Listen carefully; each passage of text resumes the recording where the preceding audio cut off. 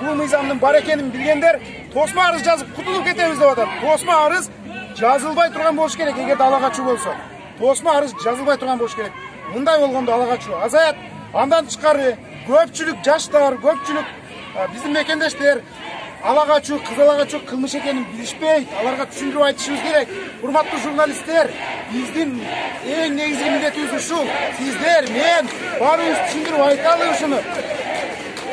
Ала качуу, кража невест — это преступление, это огромное преступление, это похищение человека.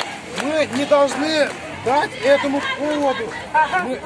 Мы не должны допускать встречные заявления, потому что те, которые крадут невестку, они думают, напишем встречную, добьемся встречной заявки и все, дело закрыто.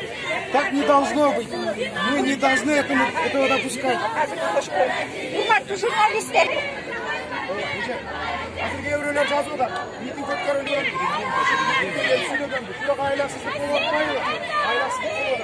Урматтуу достор, биз митинг өткөрбөй Facebook'та 2 пост жазып коюшун менен тарап кетсек, бул маселе ушу бойдон кала берет. Бул маселеге эч ким көңүл бурбайт.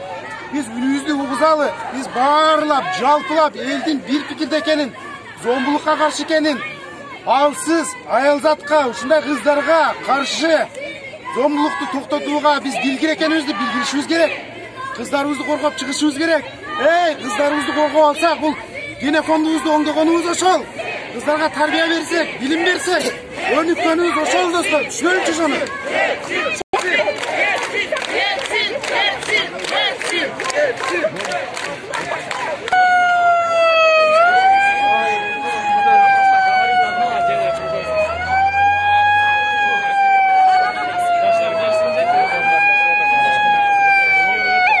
Adam vurdu. Zakonda özgürtüş gelip.